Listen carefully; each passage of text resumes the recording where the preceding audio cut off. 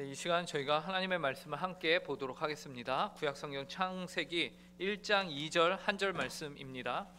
구약성경 창세기 1장 2절 말씀을 저희가 함께 보도록 하겠습니다.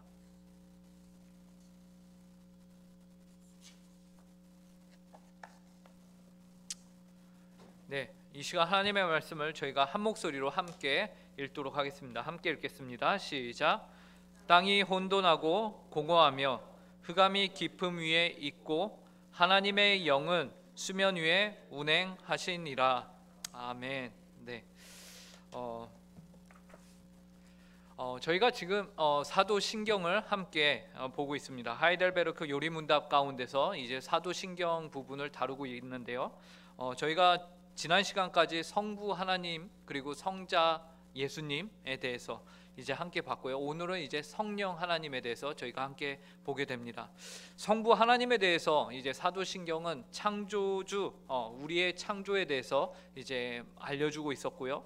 그리고 성자 하나님에 대해서는 이제 우리의 구속과 관련돼서 알려주고 있었습니다. 그래서 전능하사 천지를 만드신 하나님 아버지를 내가 믿사오며 라는 고백을 하고 그 다음에 예수 그리스도에 대한 고백을 이어서 하게 되죠. 우리는 성부와 성자에 대한 내용을 함께 살펴봤고 오늘부터 성령에 대한 사역을 살펴보는데 신기하게도 이 사도신경에서 성령 하나님에 대한 고백은 단 한 문장으로 끝나죠. 그 문장이 무엇이죠? 성령을 믿사오며 하고 끝나버립니다. 그죠? 그래서 어떻게 보면은 이거 너무 성의 없는 거 아닌가? 그냥 성령을 믿사오며 하고 그냥 끝나는 것 같은데 이러고 그냥 성령에 대한 고백이 끝났다고 우리가 이렇게 보면은 좀 성의가 없어 보이는 것이죠. 그러나 그 고백 안에는요, 여러분 성령을 믿사오며 라는 고백 안에는요 아주 많은 고백들이 담겨 있다라는 것을 우리가 기억해야 합니다. 제가 들어가는 말 2번에 적었는데요, 이런 것과 비슷한 것 같습니다. 전라도 사투리에서 거시기가 의미하는 바는 무엇입니까? 거시기 그거 있잖여. 거시기 뭐냐 시방 하면서 뭐든지 다 거시기 하는데 대화가 되죠. 그 안에 5만 가지 의미들이 다 포함이 되고 소통이 되고 이해가 됩니다. 그죠? 그거와 같이 비록 이 사도신경에서 한 문장 성령을 믿사오며라고 딱 한 문장을 넣지만 그 안에는 많은 것들 의미들을 포함하고 있다라고 보시면 되고요. 실제로 참고로 성령을 믿사오면 뒤에 나오는 이제 거룩한 공회와 성도와 서로 교통하는 것과 그러한 내용들까지도 이제 하이델베르크를 이렇게 작성하고 하셨던 분들은 그 뒤에 문장까지도 다 포함을 해서 성령의 역사와 사역으로 포함해서 봤다라는 것을 여러분들이 기억해 두시면 좋을 것 같습니다. 자, 그러면 이제 성령을 믿사오며 라는 이 부분을 우리가 함께 보는데요, 먼저 성령님은 어떤 분이신가를 우리가 함께 보도록 하겠습니다. 성령님은 어떤 분이신가? 1번, 성령님은 동등하신 하나님이다 라는 것입니다. 하나님에 대한 이해에 대해서 사람들이 역사적으로 보면은 두 가지의 극단적인 실수를 많이 해옵니다. 오해들을 많이 해와요. 그것은 무엇이냐면요, 한편으로는 성령님을 너무 무시하는 거고요, 다른 한편으로는 성령님을 너무 비중을 크게 잡아서 성부나 성자보다 더 위대한 분으로 본다라는 것이죠. 그러나 이것은 밸런스가 균형이 깨어진 것이죠. 하나님은 삼위일체 하나님으로서 그분들이 어떠한 분이시냐, 모두 동등한 하나님이신데 그 관계가 깨어지는 것입니다. 근데 주로 사람들이 이러한 실수를 하게 되는 이유를요, 성경 구절에서 찾습니다. 어디서 찾냐면요, 요한복음 15장 26절에서 찾습니다. 이 말씀을 저희가 함께 읽어보도록 하겠습니다. 읽겠습니다. 내가 아버지께로부터 너희에게 보낼 보혜사 곧 아버지께로부터 나오시는 진리의 성령이 오실 때에 그가 나를 증언하실 것이요. 이 말씀에 보면은 성령님은 아버지께로부터 나오신 분으로 됩니다. 그래서요, 많은 사람들이요, 그래 성령은 성부보다는 그래도 약간 모자르지, 약간 미치지 라는 생각을 갖습니다. 근데 그 순간 우리는 함정에 빠지는 것입니다.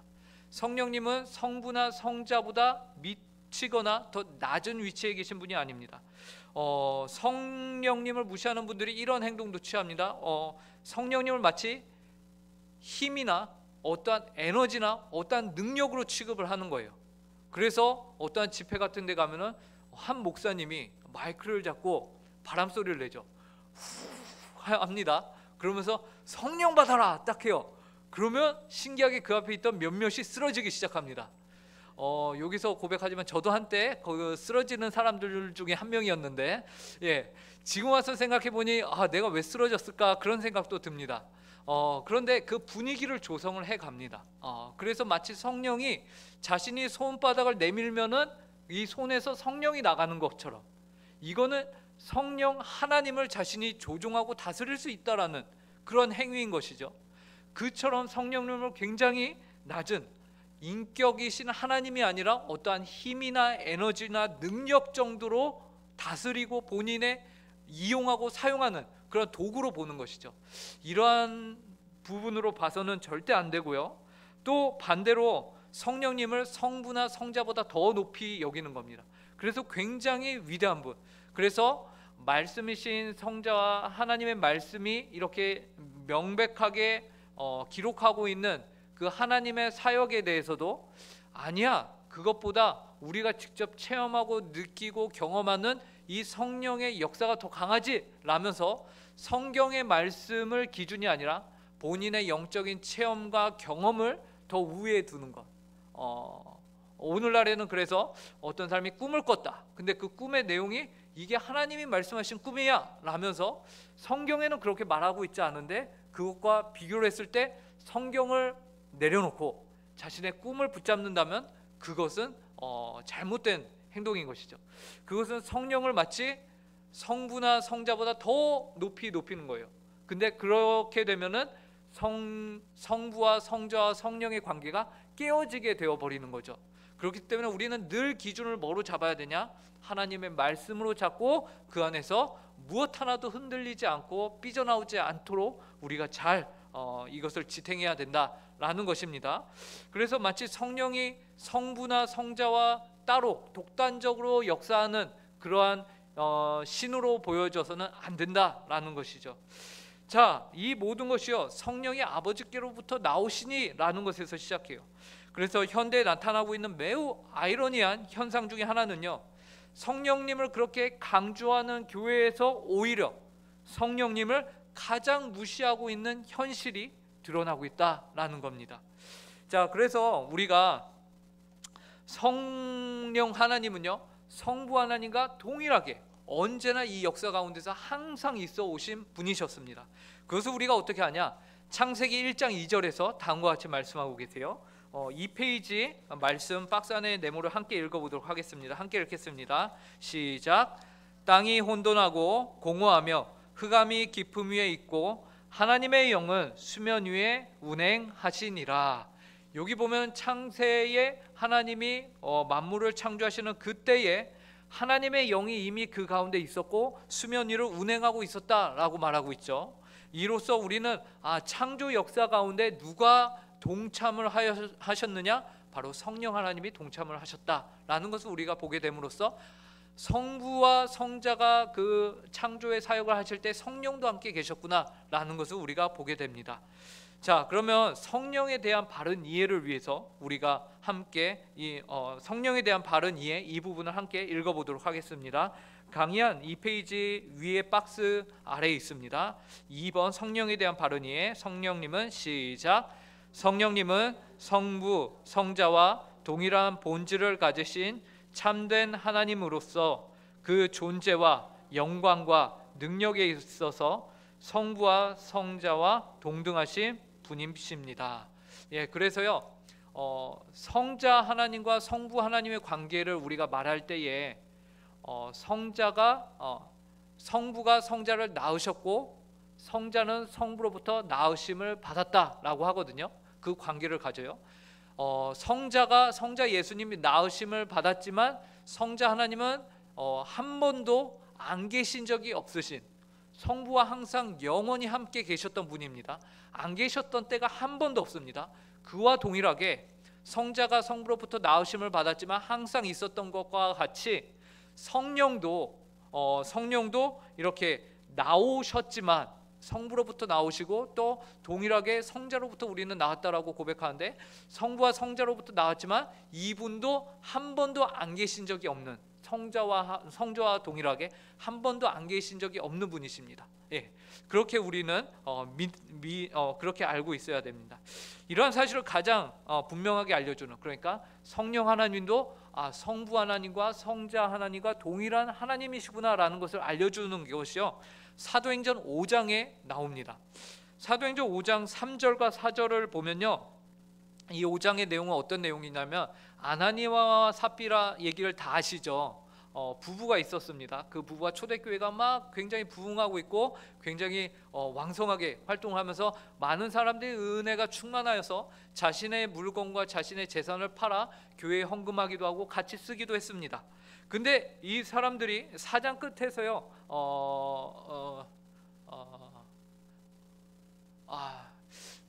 사장 끝에서 어쨌든 그러한 교회의 초대교회 모습들이 등장을 하고, 이제 5장에 들어오면서 이제 아나니아와 삽비라가 그것을 보면서 자기들도 헌금을 하고 싶은 거죠. 그래서 물건을 다 팔았습니다. 근데 물건을 팔고서 자신들의 재산을 약간 남깁니다. 근데 그 남긴 것을 가지고서 이들이 뭐라고 하냐면 우리의 전 재산을 헌금합니다 라고 말하는 거예요. 여기에서 이들이 이제 다들 잘 아시다시피 하나님 앞에서 거짓말했기 때문에 이들이 죽음을 당하게 되죠. 근데 여기에서 중요한 것은 무엇이냐면 아나니아와 삽비라가 헌금을 조금 했기 때문에 이들이 뭐 이렇게 하나님으로부터 심판을 받았다, 그런 게 결코 아니죠. 헌금을 적게 해서 하나님이 화를 내신 것이 아니고 이들이 중요한 것은 하나님을 속인 것이 문제입니다. 그리고 하나님은 지금 한창 초대교회가 초석을 세워가고 있는 과정이기 때문에 이러한 작은 어려움, 작은 그런 죄의 문제라도 하나님은 반드시 짚고 넘어가셔서 초대교회가 조금 더 건강하게 바르게 세워질 수 있도록, 그래서 실제로 이 본문에 보면 많은 사람들이 이 사건 이후에 하나님을 경외하며 두려워하게 되었다고 하는데 그러한 일들을 하나님께서 세우시고자 하신 것이죠. 그래서 사도행전 5장 3절과 4절을 보면 이렇게 말하고 있습니다. 베드로가 이르되 아나니아야, 어찌하여 사탄이 내 마음에 가득하여 내가 성령을 속이고 땅값 얼마를 감췄느냐. 땅이 그대로 있을 때에는 내 땅이 아니며 판 후에도 내 마음대로 할 수가 없더냐. 어찌하여 이 일을 내 마음에 두었느냐. 사람에게 거짓말한 것이 아니요 하나님께로다. 여기서 중요한 것은 성령님이 하나님으로 소개가 되어지고 있다라는 사실입니다. 지금 우리가 보고자 하는 것은요, 3절에 보면요, 베드로가 아나니아에게 뭐라고 합니까? 네가 성령을 속이고 라고 합니다. 성령을 속이고, 그 다음에 4절에 가서는 네가 사람에게 거짓말한 것이 아니요 하나님께로다 라고 말하고 있는 것이죠. 그러니까 성령님과 하나님을 동일시 여기면서 베드로가 고백을 하고 있다라는 것이죠. 그래서 우리는 성경에서도 이렇게 분명하게 성령님을 하나님으로 제시하고 있구나, 말씀하고 있구나 라는 것을 우리가 보게 됩니다. 자, 그래서 성령님은 어떤 분이시냐? 성령님은 성부와 성자와 동등하신 하나님이시다라는 것을 우리가 이제 고백합니다. 그렇다면 성령님이 이제 어떤 분이신지를 알았다면은 이제 그분이 어떤 일을 하시는가를 우리가 살펴봐야 합니다. 성령님은 어떤 일을 하실까요? 첫 번째, 성령님은 1번에 나와 있다시피 주어졌다라는 것입니다. 그분은 주어지신 분이십니다. 우리에게 주어졌어요. 그러면 누구에게 주어졌는가? 누구에게 주어졌는가를 보기 전에 누가복음 11장 13절을 함께 읽어보도록 하겠습니다. 함께 읽겠습니다. 너희가 악할지라도 좋은 것을 자식에게 줄 알거든 하물며 너희 하늘 아버지께서 구하는 자에게 성령을 주시지 않겠느냐 하시니라. 먼저 우리가 볼 수 있는 것은 무엇이냐면요, 하나님이 성령을 그의 자녀들에게 주시기를 기뻐하신다라는 사실입니다. 하나님은 그 성령을 그의 자녀들에게 주시지 않겠느냐. 악할지라도 좋은 것을 자식에게 줄 알거든 하물며 너희 하늘 아버지께서 구하는 자에게 성령을 주시지 않겠느냐라는 것이에요. 그러면 성령은 누구에게 주신다는 것입니까? 구하는 자에게 주신다라는 것이죠. 구하는 자에게 주신다라는 것입니다. 그러면 누가 구할까요? 어떤 사람이 구할까요? 성령이 필요한 사람이 구하겠죠. 성령이 필요한 사람이 성령을 구하게 되어 있습니다. 그래서 그 성령을 필요로 하는 사람은 누굴까요? 예, 그 사람은 이제 자신의 그 성령이 왜 필요한지를 깨닫는 자들이 아마 성령을 구할 것입니다. 그죠? 저희가 이번 주에 바울의 야유회를 다녀왔거든요. 근데 이제 광명 동굴을 지났습니다. 그 동굴을 지나면서요, 벽에 반짝반짝합니다. 벽이 누리끼리하게 반짝반짝거려요. 근데 거기가 예전에 노다지, 그래서 금을 캐던 동굴이었다고 합니다. 순간 저희들 마음에 뭐가 싹 지나가죠? 저 반짝반짝하는 게 금 아닌가? 저희 어르신들 중에 한 분은 저거 칠한 걸 거야 라고 하신 분들도 계시고, 근데 아는 사람이면은 그것이 보일 것이고, 진짜 아는 사람이면은 그것이 금인 줄을 분별할 줄 아는 사람이면 정말 긁었을 것이고 그랬을 것입니다. 그죠? 모르는 사람이면 어떻게 했을까요? 의심만 하고 지나가거나 아니면 그것이 무엇인지를 모르고 그냥 지나갔을 것입니다. 우리가 알 때에 그것을 구할 수 있다라는 것이죠. 근데 성령을 누가 구할까요? 누가 성령을 구할까요? 이 성령이 어떤 자에게 필요한지를 아는 자가 성령을 구하게 되어 있습니다. 근데 그 성령의 필요성에 대해서 어디에서 그것을 알려주고 있느냐? 성경이 그것을 알려주고 있습니다. 성경 이외에 그 어디에서도요, 우리에게 성령이 어떠한 일을 하며 어떠한 유익을 우리에게 주시는지 그것을 알려주는 것은 없습니다. 성경을 봐야 우리가 성령의 도움과 성령의 필요성을 우리가 알게 되는 것이죠. 그래서 성경을 살펴보니 성경에서 우리 인간 가운데 성령이 필요한데 그 성령의 필요함을 예수님이 직접 알려주십니다. 요한복음 3장입니다. 요한복음 3장에서 예수님이 3절, 5절, 8절에서 이렇게 말씀하세요. 3절 보시면 예수께서 대답하여 이르시되 진실로 진실로 내게 이르노니 사람이 거듭나지 아니하면 하나님의 나라를 볼 수 없느니라. 그리고 5절에서 예수께서 대답하여 이르시되 진실로 진실로 내게 이르노니 사람이 물과 성령으로 나지 아니하면 하나님의 나라에 들어갈 수 없느니라. 그리고 한 장 넘기시면은 8절도 있습니다. 8절에서도 예수님이 이렇게 말씀하십니다. 바람이 임의로 불매 네가 그 소리는 들어도 어디서 와서 어디로 가는지 알지 못하나니 성령으로 난 사람도 다 그러하니라.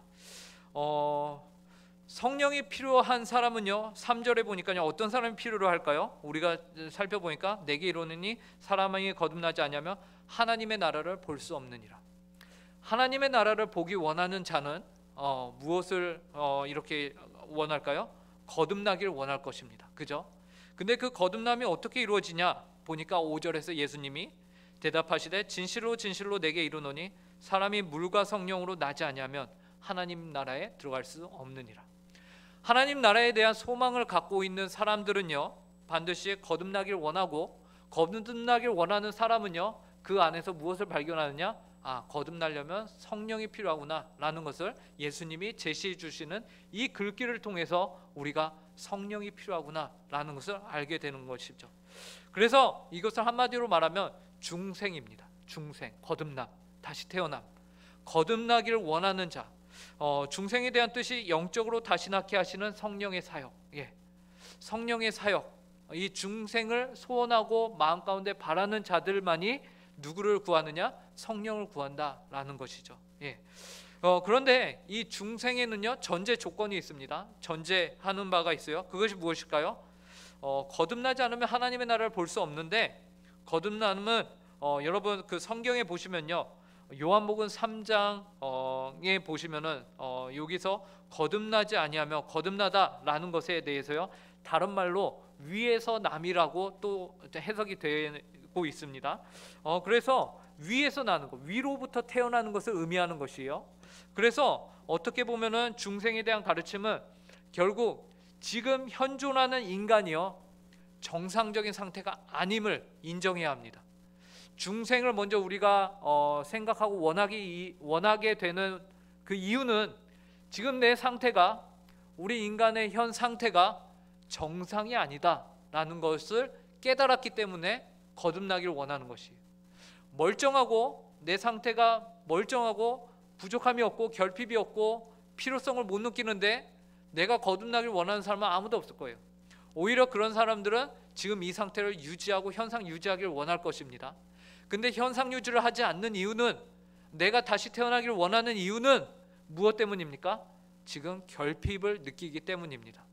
나의 상태가, 나의 현 상태가 정상적이지 않구나라는 것을 깨달았기 때문에 그렇습니다. 그래서 중생에 대한 가르침은요, 결국 지금 현존하는 인간이 비정상적인 상태에 있다는 것을 전제로 합니다.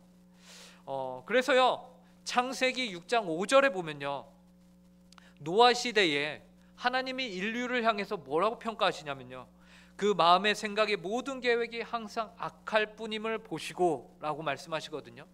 하나님이 보시기에 이 인류가 생각의 모든 계획이 악하다라는 것이에요. 그것도 항상 악하다라고 말하고 있습니다. 그리고 창세기 8장 21절에서는요, 노아의 후손으로 다시금 인류가 번성케 되자 결국에 사람의 마음에 계획하는 바가 어려서부터 악함을 보았다라고 합니다. 어려서부터, 우리가 볼 때 아무것도 모를 것 같은 아이들이 어려서부터 악하다라고 했다는 것이죠. 예전에 저희 교회에 오셨던 조병수 교수님께서 이런 말씀하셨습니다.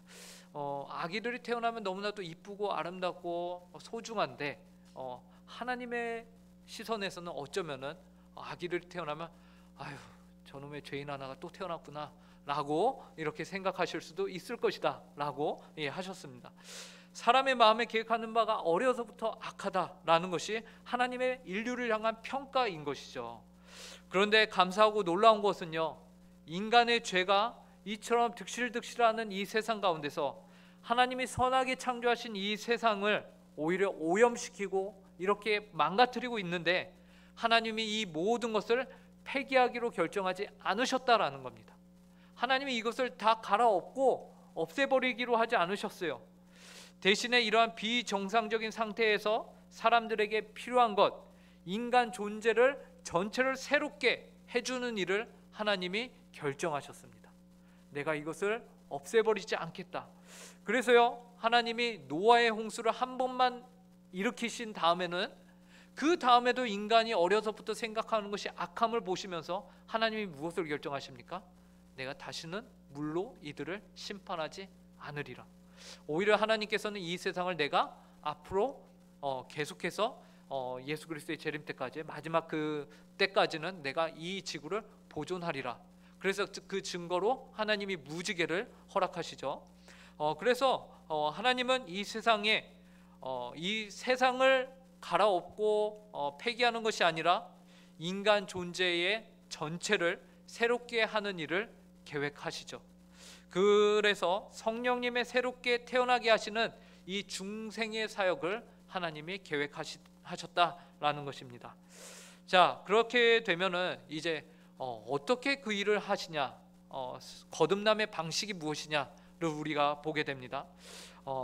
요한복음 3장 5절에 보니까 물과 성령으로 나지 아니하면 하나님 나라에 들어갈 수 없다라고 말합니다. 그런데 여기서 물과 성령으로 할 때에 이 물은 이제 물로 우리가 더러운 것을 씻어내잖아요. 그러한 그런 표현으로 우리가 표현과 같이 성령님이 죄를 우리 가운데서 씻어내신다라고 우리가 이해를 하시면 되고요. 3장 8절에서 바람이 의미로 불매 내가 그 소리는 들어도 어디서 와서 어디로 가는지 알지 못하나니 성령으로 난 사람도 다 그러하니라 라고 말씀하십니다. 거듭남의 방식 또 한 가지는 무엇이냐면 바람이 임의로 부는 것과 같다라는 것이요. 여러분, 바람이 오는 것이 먼지나 흙먼지가 날리면 보이지만 바람 자체가 보입니까? 아니죠. 근데 바람이 왔을 때에 우리가 느낌으로 그 결과로 우리가 바람이 있었구나라는 것을 깨닫습니다. 그리고 성경에서도 바람이 어디서 와서 어디로 가는지 알지 못한다라고 말합니다. 예, 이와 같이 중생은, 거듭남은 인간의 인지와 사고와 이성을 초월하여서 우리 가운데 생겨지는 신비입니다. 그래서 어떤 이들에게는요, 내가 하나님을 내가 믿었고 내가 회개해서 믿었어 라고 하지만 그 이전에 이미 중생이 있었던 것이고, 그 중생으로 말미암아 성령이 우리 가운데 계셨던 것이고, 그 성령이 우리 가운데 어떠한 마음을 주신 거죠? 회개할 수 있는 마음을 주신 겁니다. 인간은요, 타락했기 때문에 본인 스스로는 회개하고자 하는 마음을 갖지를 못합니다. 가지지 못해요. 오히려 회개하는 마음이 있으면은 그것을 계속 꾹꾹 누르죠. 그리고 외면하고 회피합니다.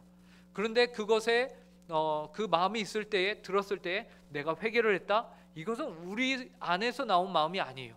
그것은 우리 안에 계신 성령님이 우리를 감동시키셔서 우리로 하여금 회개케 하신 역사인 것이죠. 그래서 이 결과, 회개한 결과를 통해서 우리가 무엇을 보게 되죠? 결과를 통해서 바람이 있었구나를 알듯이 회개하는 모습을 통해서 내 안에 성령님이 들어와 계셨구나 라는 것을 우리가 깨달으며 내 안에 거듭남의 역사가 있었구나 라는 것을 깨닫게 되는 것이죠.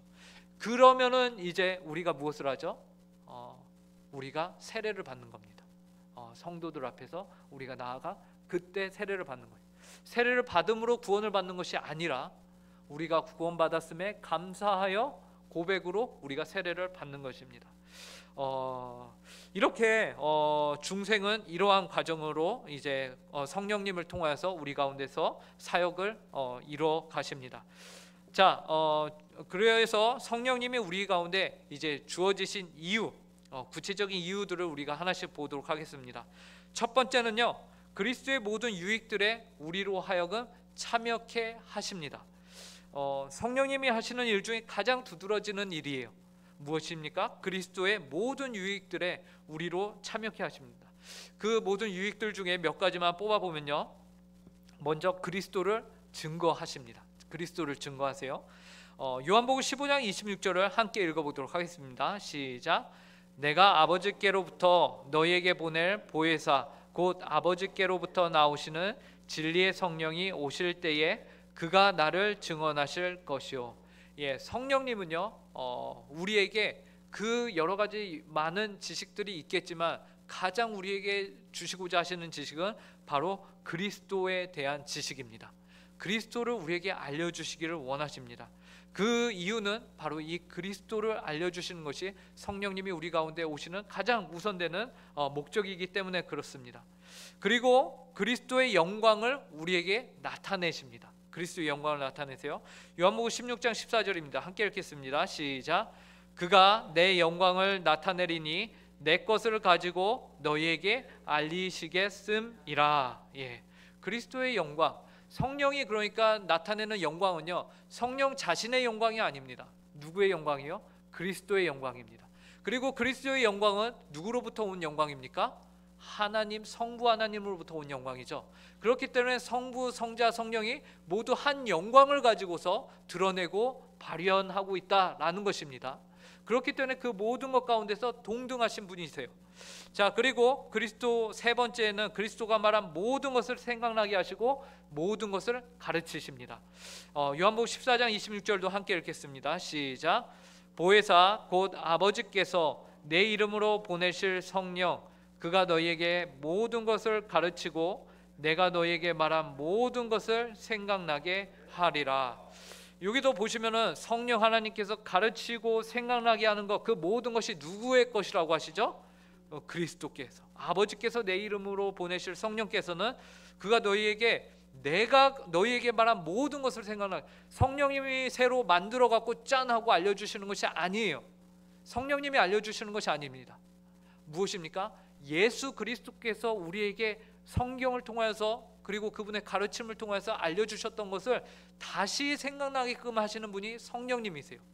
그렇기 때문에 오늘날 본인들이 이제 신사도 운동이라고 해서 본인들이 사도다, 본인들이 신약의 베드로와 요한과 그런 사도들의 사도권을 우리가 이어받았다라면서 이제 자기 식대로 예언을 하고 이렇게 하는 무리들이 있거든요. 그런 사람들이 있거든요. 그러면서 그들이 뭐라고 하냐면 성령님이 지금 이 시간 나에게 말씀하시기를 라면서 말하거든요. 근데 그럴 수가 없습니다. 성령님은요, 그러면서 완전히 딴소리를 하거든요. 근데 그럴 수가 없는 거예요. 그것은 성령님이 하신 얘기가 아닌 것이에요. 둘 중에 하나입니다. 악한 영에 씌어서 한 얘기던가 아니면 본인이 지어낸 얘기예요. 성령님은 여기서 보시는 바와 같이 예수님이 직접 말씀하시잖아요. 나하고 다른 소리 하시지 않으셔. 내가 했던 얘기를 다시금 가르치고 다시금 생각나게 하실 거야 라는 것이죠. 성부와 성자와 성령은 다시 한번 말씀드리지만 동등하신 하나님이십니다. 그래서 그분들 안에서요 결코 충돌이 일어날 수가 없습니다. 결코 다른 새로운 교리나 새로운 이야기가 등장할 수가 없는 거예요. 그렇기 때문에 신천지나 이런 데서 뭐 누가 성령 하나님이고 누가 말이 안 되는 겁니다. 그 자체가. 그렇기 때문에 우리가 이제 성령에 대해서 오해를 해서는 안 된다. 동등하신 하나님으로서 반드시 성부와 성자와 성령은 한 가르침 안에서 우리에게 알려주신다라는 것을 우리가 기억해야 할 것입니다. 자, 그리고 두 번째는요, 참된 믿음으로 하나가 되게 하십니다. 성령의 사역이요, 참된 믿음으로 하나가 되게 하세요. 먼저는 성령께서는요 정말로 신비하게도 그리스도와 우리가 하나가 되게 하세요. 여러분, 그리스도는 2000년 전에 계셨던 분이십니다. 그리고 그리스도는 부활하시고서 승천하신 다음에 어디로 가셨죠? 하나님 보좌 우편에 계세요. 그렇기 때문에 저희들하고는 물리적으로 결코 이렇게 길 가다가 어쩌다 마주칠 수 없는 그런 분들이십니다. 그런 분이세요. 그죠? 우리가 결코 그분을 볼 수 없는 대상입니다. 우리가 닿을 수 없어요. 그런데 성령 하나님을 통하여서 우리가 성경은 뭐라고 말씀하시냐면 그가 우리 안에 있고 우리가 그분 안에 있다라고 말씀하십니다. 이것은 신비입니다. 어떻게 사람이 인위적으로 할 수 있는 무엇이 아니고요, 성령 하나님을 통해서만 온전히 이 일이 이루어지고 가능케 되었다라는 것이죠. 그래서 그리스도와 우리가 하나가 되게 하시는 일을 성령께서 하십니다. 그리고 성령께서는 우리가 그리스도와 하나가 된 다음에 그 삶을 계속해서 이어갈 수 있게 하세요. 그래서 성화의 길을 걸어가게끔 우리로 위로하시고 우리에게 힘을 주시는 분이십니다. 요한복음 15장 26절 말씀 저희가 함께 읽어보도록 하겠습니다. 내가 아버지께로부터 너희에게 보낼 보혜사 곧 아버지께로부터 나오시는 진리의 그가 나를 증언하실 것이요. 여기에서도 동일하게 성령님은 다른 누구를 증언하지 않고 예수님을 우리에게 증언하셔서 우리 안에 함께 계신다라는 것이죠. 자, 그리고 성령님이 보내심을 받으셨다. 그 다음에 성령님이 하시는 일은 우리 안에 거하시는 것입니다. 영원히 거하신다. 자, 요한복음 14장 16절 17절인데요. 함께 읽어보도록 하겠습니다. 시작. 내가 아버지께 구하겠으니 그가 또 다른 보혜사를 너희에게 주사 영원토록 너희와 함께 있게 하리니 그는 진리의 영이라. 세상은 능히 그를 받지 못하나니 이는 그를 보지도 못하고 알지도 못함이라. 그러나 너희는 그를 아나니 그는 너희와 함께 거하시며 너희 속에 계시겠음이라. 성령이 함께 하심은 예수 그리스도께서 함께 하시는 것과 동일합니다. 아까 말씀드렸다시피 우리가 성령님과 함께 있다라는 것은 곧 저 하나님 보좌 우편에 계신 예수님과 우리가 함께 있는 것과 동일합니다. 그래서 성령님을 예수의 영이라고도 말씀하시는 것이죠. 성령님이 우리 안에 거하시며 이제 우리가 행하는 일은 무엇이냐? 성령으로 살고요, 성령님으로 행하는 것, 이 일을 우리가 이제 행해야 하는 것이죠. 갈라디아서 5장 16절에서는요 성령을 쫓아 행하는 일을 우리가 해야 된다라고 말하고요, 갈라디아서 5장 18절에서는 성령의 인도하시는 바가 되는 것이라고 말합니다. 그래서 성령이 우리 가운데 영원히 거하실 것이다라고 말씀하시고 우리 안에 영원히 거하시는 그 성령과 함께 우리가 동행하는 것, 우리가 함께 걸어가는 것, 이것을 에베소서에서는 뭐라고 표현할까요? 성령의 충만을 받는 것이라고 표현합니다. 성령의 충만을 받는 것. 이때 성령의 충만은요 우리를 마치 황홀경에 빠뜨리는 그러한 충만이 아닙니다. 이것을 우리가 기억해야 되는데요, 왜냐하면 성령 하나님은 아까도 말씀드렸다시피 에너지나 현상이나 그런 게 아니시고요, 성령 하나님은요 인격이십니다. 물론 하나님에게 인격이라는 말이 어울리진 않죠. 신격이라고 해야 되는데 또 신격이라고 하면 인간이 우리하고는 격이 안 맞죠. 그래서 하나님이 어쨌든 우리가 언어로 표현하기는 인격이라는 말을 이제 이해를 돕기 위해서 우리가 사용은 하는데 이때 인격적으로 우리를 가르치시고 우리를 인도하십니다. 그래서 우리의 이성과 사고를 멍하게 만들지 않으세요. 하나님께서는 오히려 더 우리의 사고가 더 발달하고 총명하고 또롱또롱하게 만드셔서 우리로 정신 차리고 하나님을 잘 따를 수 있도록, 하나님의 말씀을 더 잘 들을 수 있도록 도우시는 것이 바로 성령의 충만입니다. 그래서 성령의 충만이 임했을 때에 그 안에 어떤 충만이 또 임하느냐? 말씀의 충만이 임합니다. 왜냐하면 성령님이 우리로 하여금 기억나게 하시는 그 모든 것들은 바로 예수 그리스도의 말씀이라고 이미 말씀하셨기 때문이죠. 그렇기 때문에 우리가 성령 충만할수록 우리 가운데 말씀의 충만이 있다. 그래서 인격적으로 우리를 인도하시고 가르치신다. 그 결과 이제 성도와 교회는요, 어떠한 삶을 살아야 할까요? 영원히 성령님이 함께 거하시는 성도의 삶과 교회의 삶은 어떠한 모습일까요?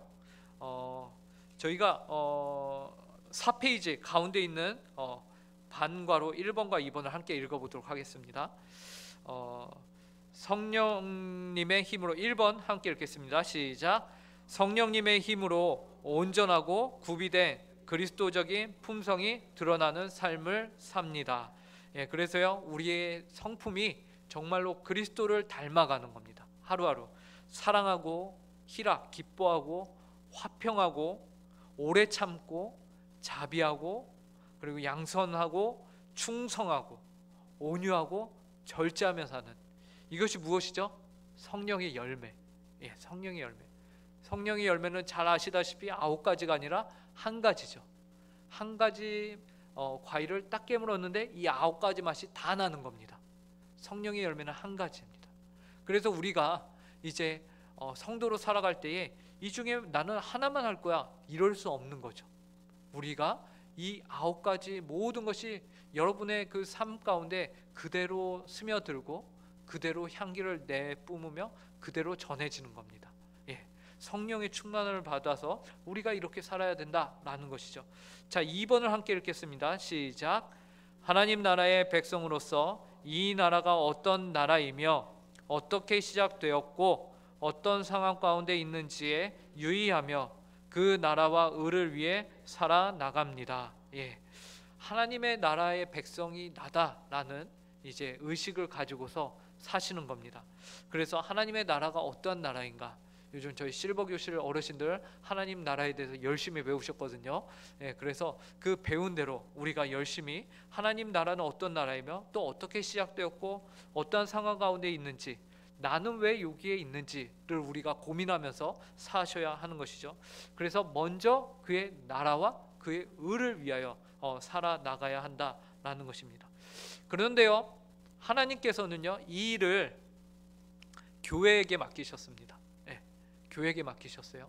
하나님이 인류를 구원하실 때에 개인으로 부르시지만 하나님이 성경에 보면요, 개인으로 부르신 것 같은데 언제나 공동체로 부르십니다. 그래서 아무리 개인이 구원을 받았다 하여도 그 개인은요, 반드시 어디로 연결이 되냐면 교회나 이스라엘 민족으로 연결이 됩니다. 우리가 이방 민족 가운데서 구원을 받은 룻을 본다고 하여도 그가 개인으로 구원을 받았지만 결국에는 이스라엘 민족으로 들어오게 되는 것이죠. 그죠? 그와 같이 한 개인이 구원을 받는다 하여도 사도행전에서도 이제 이방 백부장들이 구원을 받거나 한다 하여도 그들도 결국에는 교회로 연결이 되는 것이죠. 이와 같이 하나님은 결국에는 교회로 우리의 구원을 완성해 가십니다. 그렇기 때문에 나 혼자 잘 믿고 잘 살면 되지 라고 혼자 나홀로 신앙생활을 하시는 것은 사실 건강한 건 아닙니다. 좋은 것도 아니고요. 온전한 신앙은 결국에는 교회로 연결이 돼서 교회에서 함께 주님의 몸된 교회의 지체를 이뤄가야 하는 것, 그것이 옳은 것이죠. 그래서 교회를 통해서 하나님이 이 일들을 이루어 나가세요. 우리 가운데 성령의 열매를 이루어 가시고 우리 가운데 먼저 그의 나라와 의를 구할 수 있는 일을 교회 가운데서 이루어 가십니다. 그래서 왜냐하면 교회는요, 성령님께서 이제 특별 은총이라고 하잖아요. 특별 은총, 일반 은총 말고 특별 은총을 전달하시는 가장 중요한 장이 됩니다, 이 교회가. 그리고 우리 주님이 초림에 오셔서 사역으로 가져다 주신 이제 예수님이 이 땅에 오심으로 인해서 하나님의 나라가 임했다라고 우리가 보는데, 그 하나님의 나라를 이 땅 가운데 가장 강력하게 보여줄 수 있는 기관도요, 교회입니다. 이 교회를 통해서 세상은요, 아, 하나님을 믿는 백성들은 저렇구나 라는 것을 깨닫게 되는 것이죠. 그렇기 때문에 이 교회가 가진 그 책임이 어마무시하다라는 것이며, 이 교회의 구성원인 한 사람 한 사람은 모두 성령의 충만함을 받아서 살아가야 된다라는 것입니다. 그래서 우리가 사도신경에서 성령을 믿사오며 7글자거든요. 이 7글자 안에는요, 지금 우리가 배운 엄청난 내용들이 담겨져 있고, 그 고백을 우리가 하는 것이다 라는 것을 기억하시면서 이제 우리가 사도신경을 하거나 아니면 우리의 신앙생활을 하면서 늘 성령을 의식하고 성령님이 어떤 분이신가를 기억하며 성령 충만하기를 힘쓰는 우리 모든 분들이 되길 바랍니다. 하이델베르크 53문답에서요, 이제 오늘 저희가 배운 내용을 정리를 해주고 있습니다. 함께 읽고 마치겠습니다. 함께 읽겠습니다. 문제 시작. 성령님께 관하여 당신은 무엇을 믿습니까? 첫째, 성령님은 성부와 성자와 함께 참되고 영원한 하나님이십니다. 둘째, 그분은 또한 나에게도 주어져서 나로 하여금 참된 믿음으로 그리스도와 그의 모든 은덕에 참여하게 하며 나를 위로하고 영원히 나와 함께 하십니다. 네. 나가는 말 함께 읽도록 하겠습니다. 1번 시작. 성령 하나님은 성부와 성자와 동일한 본질을 가지고 계시는 참되시고 영원하신 하나님으로서 우리의 예배의 대상이 되시는 분이십니다. 우리가 쉽게 생각하기를 성령 하나님을 예배한다 라고는 우리가 많이 생각을 안 하셨을 거예요. 항상 성부 하나님 혹은 성자 하나님까지는 생각을 하는데, 성령 하나님은 우리가 예배할 때 우리를 돕는 분이시지라고 생각을 하실 텐데, 성령 하나님도 동일하게 우리의 경배와 예배를 받으시기에 합당하신 분이시다라는 것을 우리가 또 기억하면 좋겠습니다. 자, 2번 함께 읽겠습니다. 시작. 성령님께서는 우리에게 주어지셔서 우리로 하여금 모든 그리스도의 유익에 동참케 하시며 위로하시며 영원토록 함께 하시는 거룩하신 영이십니다. 네, 함께 기도하겠습니다. 하나님 아버지, 오늘 하이델베르크를 통하여서 저희가 사도신경에 성령을 믿사오며 라는 부분을 함께 공부하였습니다. 참으로 거룩하신 영이신 성령 하나님, 우리 가운데 오셔서 우리로 하여금 예수 그리스도와 신비로 연합하게 하시고 우리를 거듭나게 하시며, 우리로 하여금 하나님 성령 충만한 가운데 예수 그리스도를 더 많이, 하나님을 더 많이 바르게 알 수 있도록 우리 가운데 함께하여 주시니 감사합니다. 앞으로 저희가 살아가면서 성령님을 더욱더 의지하게 하여 주시고, 저희가 더욱더 성령 충만함을 구하며 말씀의 충만한 가운데서 신앙생활을 하며 이 세상 가운데 하나님의 복음을 널리 밝히 보이며 전할 수 있는 그런 저희 성도들 한 분 한 분이 되게 하여 주시옵소서. 오늘 이 밤을 허락하신 것에 감사드리오며 예수님의 이름으로 기도합니다.